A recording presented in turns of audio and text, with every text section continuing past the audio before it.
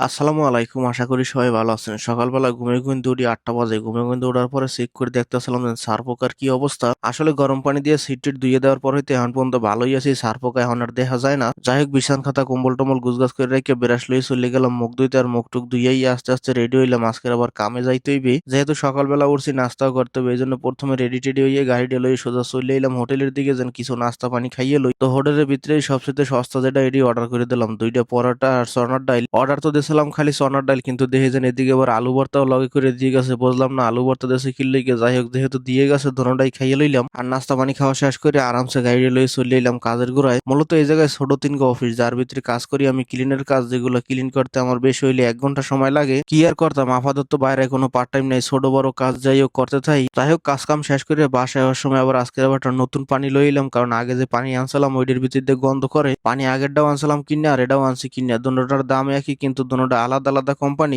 এখন যে পানিটা আনছি এটা খাইতে খুব মিষ্টি আর গলার ভিতরে একদম পাতলা বাজে। যাই হোক এদিকে তরকারি তো কোনো কিছু পাক করা লাগবে না, লই চলে এলাম গরম দিতে। কালকের যে পাক করে রাখছিলাম ঢেঁড়স আর ডাইল, দুটোটা গরম করতেছিলাম আলাদা আলাদা। এর ভিতরে পাশে কিন্তু একজনে কইলো খাওয়ার পর তো দুটোটা এক জায়গায় যাইবে, এখনই মিক্স করে গরম দিয়ে হেলান। কইতে পারি না এখন কিরাম লাগবে, দুটোটা একলগে মিক্স করে গরম দিতে আসি। তবে এখন হয়ে গেছে স্যুপের মতো। যাই হোক তরকারিটা গরম টরম দিয়ে রাখি এদিকে ১২টার মতো বাজে গেছে, চলে গেলাম গোসল দিতে। আর গোসল টোসল দিয়ে সুন্দর মতো তেল পানি মাথায় দিয়ে আস্তে আস্তে বই পড়লাম খাওয়া দাওয়া করতে। কবর পাড়ি